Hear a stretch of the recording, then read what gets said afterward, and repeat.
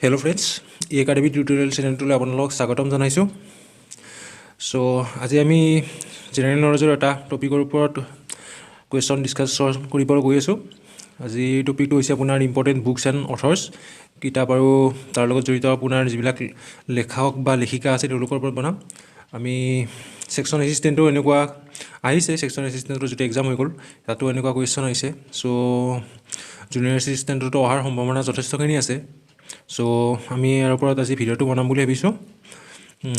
So আহকচোন আজি ভিডিওটো আমি স্টাৰ্ট কৰোঁ।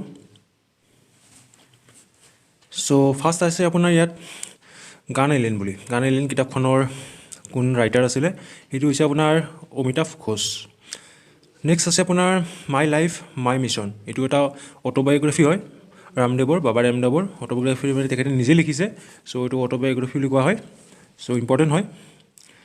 নেক্সট আহিছে আপোনাৰ মাই সেডিচিয়াছ হাৰ্ট, এইটো অৰুন্ধতী ৰয়ৰ হয়। অৰুন্ধতী ৰয়ৰ কিতাপ এখনৰ কথা সেকশন এসিস্টেন্টৰ এক্সামতো আহিছে। সো এখেতৰ দ্বাৰা লিখিত যিবিলাক কিতাপ আছে এইবিলাক যথেষ্টখিনি ইম্পৰ্টেণ্ট হয়। মই আজি ইয়াত এই ভিডিঅ'টো আপোনালোকৰ ওচৰত তেখেতৰ দুখন তিনিখন কিতাপ দিছোঁ। সো এইখন চালে মই ভাবোঁ হৈ যাব। সো নেক্সট আছে আপোনাৰ undaunted saving the idea of India, এইটো পি চিদাম্বৰমৰ দ্বাৰা লিখিত কিতাপ হয় এখন, যি আমাৰ কংগ্ৰেছৰ চৰকাৰৰ সময়ত হোম মিনিষ্টাৰ আছিলে, তেখেতৰ দ্বাৰা লিখা কিতাপ, ইম্পৰ্টেণ্ট হয়। নেক্সট আছে আপোনাৰ ইণ্ডিয়া পজিটিভ, এখন আমাৰ সকলোৰে পৰিচিত মানুহ চেতন ভগত, তেখেতে লিখিছে, বহুত যথেষ্টখিনি ইম্পৰ্টেণ্ট হয় এইখন কিতাপ। নেক্সট আছে আপোনাৰ কামিং ৰাউণ্ড দি মাউণ্টেইন, এইটো ৰাস্কিন বণ্ড, বহুত ফেমাছ ৰাইটাৰ হয়। সো তেখেতৰ দ্বাৰা ৰাস্কিন বণ্ডৰ দ্বাৰা লিখিত মই 4-5খন কিতাপ আজি ইয়াত ভিডিঅ'টোত ইনক্লুড কৰিছোঁ, কাৰণ তেখেতৰ দ্বাৰা লিখা কিতাপ মানে প্ৰায় সোধে আৰু তাৰ ওপৰত ভিত্তি কৰি মই কেইখনমান কিতাপ দিছোঁ আজি ইয়াতে এই ভিডিঅ'টোত।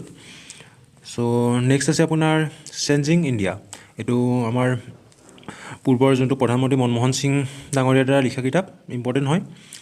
নেক্সট আছে আপোনাৰ এই ৰুৰেল মেনিফেষ্টো, এইটো বৰুণ গান্ধী, যিটো MP হয় আমাৰ বৰুণ গান্ধী, তেখেতৰ দ্বাৰা লিখা কিতাপ। নেক্সট আছে আপোনাৰ দি এলজেব্ৰা অফ ইনফাইনাইট জাষ্টিছ, এইখনো এখন অৰুন্ধতী ৰয়ৰ দ্বাৰা লিখা কিতাপেই হয়। সো নেক্সট দি থাৰ্ড পিলাৰ, ভেৰি ইম্পৰ্টেণ্ট কিতাপ, ৰঘুৰাম ৰাজন, আমাৰ পূৰ্বৰ RBI গভৰ্ণৰ আছিলে ৰঘুৰাম ৰাজন, তেখেতৰ দ্বাৰা লিখা কিতাপ হয় এইখন।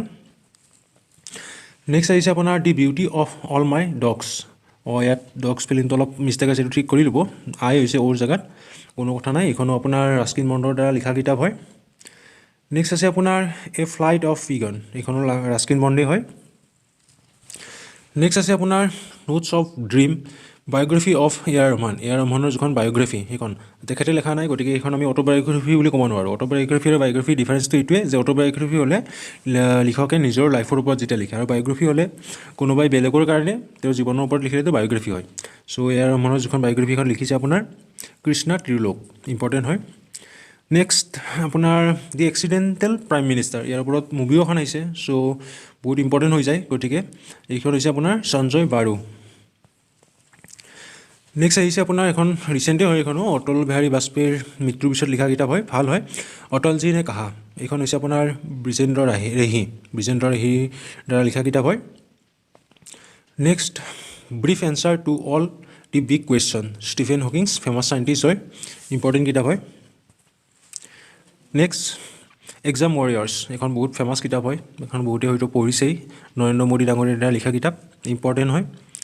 নেক্সট আহিছে আপোনাৰ হোৱাই আই এম এ হিন্দু, এইটো শশী থাৰুৰ ডাঙৰীয়াৰ দ্বাৰা লিখা কিতাপ, আৰু শশী থাৰুৰৰ কিতাপৰ বহুত কিতাপ লিখিছে, আৰু তেখেতৰ লিখনি কিতাপো এক্সামত প্ৰায়ে আহে। সো হয়তো মই আৰু এখন দুখন ইনক্লুড কৰিছোঁ তেখেতৰ কিতাপো, ইম্পৰ্টেণ্ট চাই। সো নেক্সট আছে আপোনাৰ ব্ৰিফ হিষ্ট্ৰী অফ টাইম, এইখন হৈছে brief history of time, Stephen হকিংছৰ দ্বাৰা লিখা কিতাপ, ইম্পৰ্টেণ্ট হয়। Next the God of small things, Arundhati Roy, এইখন কিতাপৰ কথাই মই কৈছিলোঁ অলপ আগতে, আপোনাৰ থ্ৰু সেকশন এছিষ্টেণ্ট হয়, সেকশন এছিষ্টেণ্টত আহিছে, এইটো কুৱেশ্যন আহিছে, সো ইম্পৰ্টেণ্ট হয়। জুনিয়ৰ এছিষ্টেণ্টৰ কোনোবা এটা চিপ্টত হয়তো আহি যাব পাৰে, ৰিপিট হ'ব পাৰে। নেক্সট আহিছে আপোনাৰ দি ৰুল ব্ৰেকাৰ, সেইটো প্ৰীতি সেনয় হয়, ইম্পৰ্টেণ্ট কিতাপ। Next I do what I do, এইটো ৰঘুৰাম ৰাজন ডাঙৰীয়াৰ দ্বাৰা লিখা কিতাপ, সেইখনো বহুত ইম্পৰ্টেণ্ট হয়। নেক্সট আহিছে আপোনাৰ দি পেৰাডক্সেল প্ৰাইম মিনিষ্টাৰ, আগৰখন আছিলে আপোনাৰ এক্সিডেণ্টেল, এইখন হৈছে আপোনাৰ দি পেৰাডক্সেল প্ৰাইম মিনিষ্টাৰ, এইখন শশী থাৰুৰ ডাঙৰীয়াৰ দ্বাৰা লিখা কিতাপ।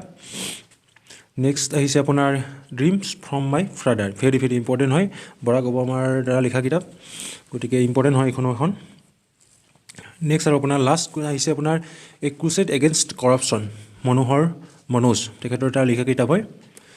চ' আজিৰ কাৰণে এইখিনি আছিল। মই ইম্পৰ্টেণ্ট আপোনাৰ 25খন কিতাপৰ কথা ইনক্লুড কৰিছোঁ ইয়াতে ৰাইটাৰৰ লগত, যিবিলাক আপোনাৰ ৰিচেণ্ট ওলাইছে, মেক্সিমাম ৰিচেণ্টৰখিনিয়ে মই ইনক্লুড কৰিছোঁ, আৰু পুৰণিও 2 এখন আছে যিখন মানে ৰিপিট হৈ থাকে, সেইকেইখন লৈছোঁ।